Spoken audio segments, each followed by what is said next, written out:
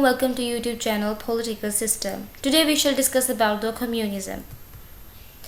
Communism, political and economic doctrine that aims to replace the private property and profit-based economy with public ownership and communal control to at least the major means of reproduction, mines, mills and factories, and the natural resources of the society. Communism is thus form of a socialism, a higher and more advanced form. According to its advocates, exactly how communism differs from the socialism has been made a matter of debate, but the distinction rests largely on the communist.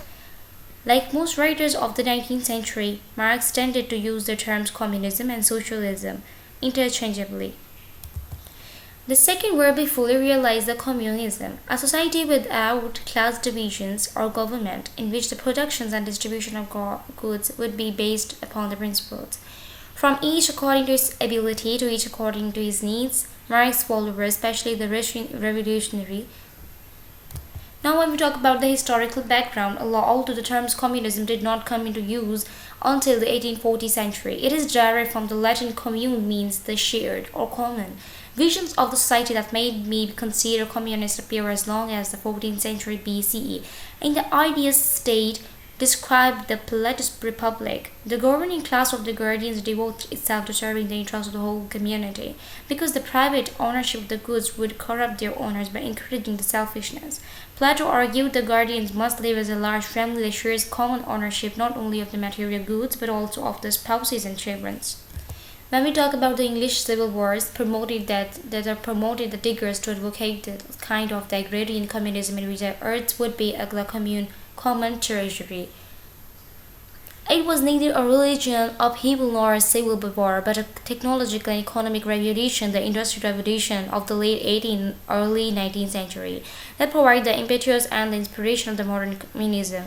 This revolution, which achieved great gains in economic productivity and the expenses of an increasingly miserable working classes, encouraged Marx to think that the class struggles that dominated history were leading inevitably to a society in which the prosperity should be shared. Now when we talk about the Marxian communism, was born in the German Rhineland to middle-class parents of the Jewish descent who had abandoned their religion in an attempt to assimilate into an anti-Semitic society. The young Marx studied philosophy at the University of Berlin and received a doctorate from the University of Vienna. Now we shall discuss about the Karl Marx and its history.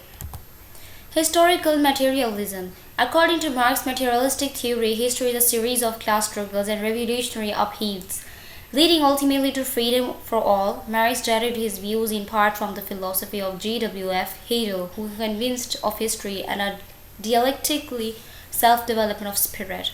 In contrast to Hegel's philosophy idealism, however, Marx held that history is driven by the material or economical condition that prevail in a given age.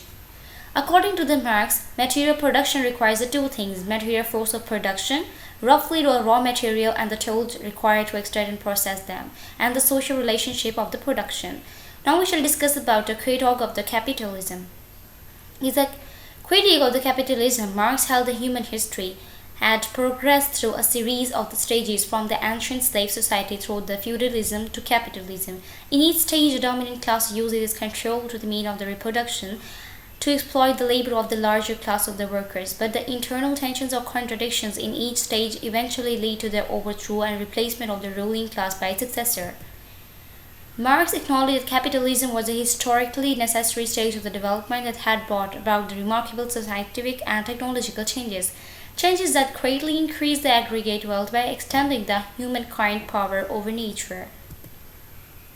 The exploitation of the one class by another remains hidden, however, by a set of ideas that Marx called its ideology, and where it begins the concept of the ideology, basically. Now when we talk about the revolutions and the communism, Marx believed that the capitalism in a volatile economical system that will suffer a series of ever-worsening serious crises, recession, depression that will produce a great unemployment, lower wages, increasing the misery among the industrial proletariat.